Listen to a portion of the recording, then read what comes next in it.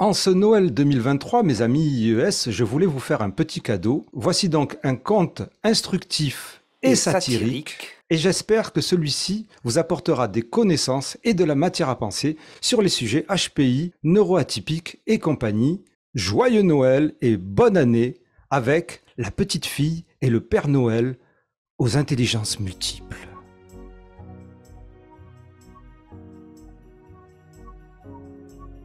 Il était une fois, dans un royaume lointain appelé Educatopia, un Père Noël psychologue du nom de Howard Gardner, que l'on appelait affectueusement le Père Gardner. Le Père Gardner avait eu une idée étrange. Au lieu de distribuer des cadeaux de Noël traditionnels, il décida de les offrir en fonction de ce qu'il appelait les intelligences multiples. Oui, c'est cela, les intelligences multiples. Dans son atelier de jouets catégoriels, le Père Gardner se préparait pour la grande nuit de Noël.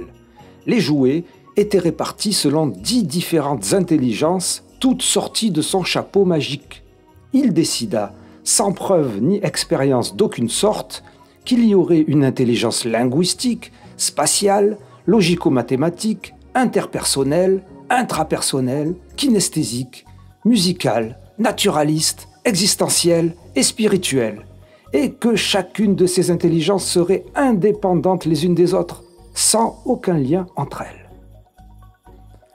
Les grands sages scientifiques du royaume avaient trouvé, au contraire, après de longues années de recherche, d'études et d'expériences, que l'intelligence était plutôt un tout formé de différentes capacités, certes, mais interconnectées.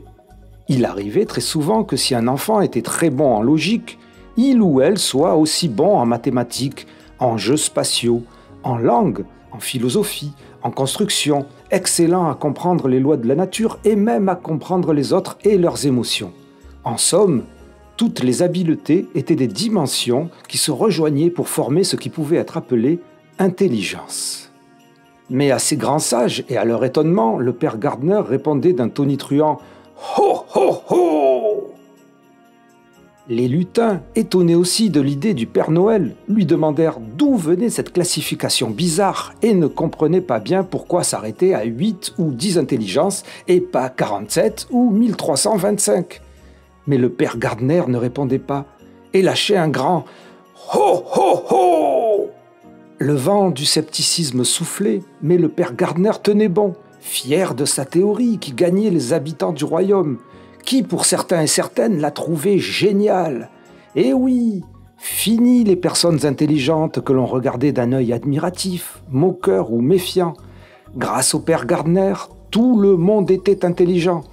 En effet, si on n'était pas bon en langue, c'est qu'on était intelligent dans les gestes, et oui, ou très intelligent en musique, ou très intelligent en spiritualité. Il y en avait pour tout le monde. Enfin, tout le monde, sauf une. Une petite fille qui, dans son coin, se savait ni intelligente, ni linguistique, ni spatiale, ni logico-mathématique, ni interpersonnelle, ni intrapersonnelle, ni kinesthésique, ni musicale, ni naturaliste, ni existentielle, ni spirituelle. Ouh. La nuit de Noël arriva et le Père Noël Gardner s'envola dans le ciel étoilé avec son traîneau rempli de cadeaux spécialement sélectionnés. Au petit matin, les enfants découvrirent leur présent sous le sapin. Les enfants linguistiques recevaient des romans emballés dans des discours complexes, tandis que les enfants intrapersonnels recevaient des miroirs magiques pour s'admirer eux-mêmes. Les jouets naturalistes, eux, étaient des plantes génétiquement modifiées pour une expérience éducative immersive, et ainsi de suite selon l'intelligence de chacun et chacune. Le premier Noël du Père Gardner se déroula sans problème.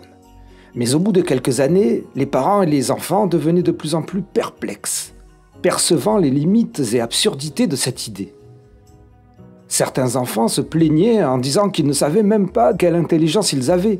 Des parents se demandaient pourquoi leurs bambins devaient être limités à une seule catégorie d'intelligence, comme s'ils étaient condamnés à une vie de musicien ou de mathématicien exclusivement. Et puis, chaque lendemain de Noël, les enfants, en jouant ensemble, réalisaient bien que leurs intelligences n'étaient pas aussi cloisonnées que le prétendait le Père Gardner. Ils pouvaient apprécier la musique tout en résolvant des énigmes mathématiques, par exemple. Mais il était trop tard. Et tandis que le père Gardner, devant les demandes de preuves de sa théorie et les critiques qui démontraient que son concept ne tenait pas la route, répondit tardivement qu'il était possible que cela ne soit pas des intelligences mais des habiletés. Ho, ho, ho! Beaucoup de professionnels de l'éducation, de l'enseignement, voire de la psychologie, avaient déjà adopté son concept, le considérant comme sexy et simple à comprendre. Les enfants allaient tout simplement dans des jolies cases bien rangées qui leur permettraient de ne pas s'embêter la vie avec l'intelligence, puisque tout le monde l'était. Et malgré l'absence totale de preuves que cela marchait, tout ce petit monde louait le père Gardner et sa fable des intelligences multiples. Ho, ho, ho! Mais alors, me direz-vous, et la petite fille? Un soir de Noël, le père Gardner l'entendit grogner dans son coin et lui demanda pourquoi elle n'était pas contente, tout en se demandant lui-même pourquoi il n'avait pas de cadeau pour elle. Alors la petite fille prit un marteau et tapa sèchement sur le pied du père Gardner, qui réprimant un « Oh !» puis lui sauta au cou et lui arracha les poils de la barbe en proférant des insultes que la morale réprouve. Quand elle eut fini, le père Gardner, haletant et bien déplumé, la regarda fixement et lui dit « Ho, ho, ho, j'ai trouvé! Tu as l'intelligence des insultes et des coups de marteau. Eh oui, ma petite fille, j'ai enfin ma 11e intelligence. C'est les lutins qui vont être contents. Ho, ho, ho! Joyeux Noël, ma petite, et bonne année! Ho, ho, ho! »